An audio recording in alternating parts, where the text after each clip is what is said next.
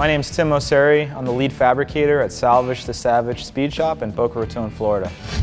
I grew up in that era of 80s and 90s cars. For me, the DeLorean was the pinnacle of 80s because of the movie, obviously, and growing up with it and stuff like that.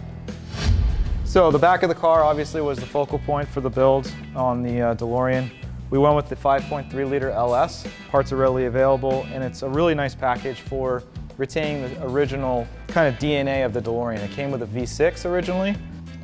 We made some long tube one-off headers from Stainless Brothers, and Vibrant Performance came on board for a lot of the fuel system, the coolant system, and all their HD clamps, which really clean up the engine bay nice.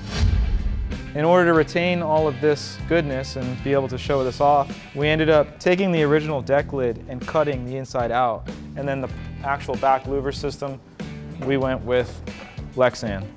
So Lexan glass allows us to be able to retain the heat. It works well with a lot of race cars. And then we made a custom brushed aluminum vent plate here to be able to exhaust the heat from the engine bay. Skull Wheels is producing a set of 3-piece wheels for us. They weren't too radical and they weren't too futuristic. They were just right in the vein of like an 80s IMSA race car meets modern day. For the interior of the DeLorean, we decided to retain the factory look with some modern touches. So we teamed up with Status Racing. They have our suede Alcantara seats with a custom rosé color. We have a rosé gauge cluster, which houses our Haltech IC7 display. That's an LCD display. It's going to show us our engine temperatures and RPM and speed. And we're also going to be using Haltech's Nexus R5. And what the Nexus R5 is it's a full computer that will control everything in the car.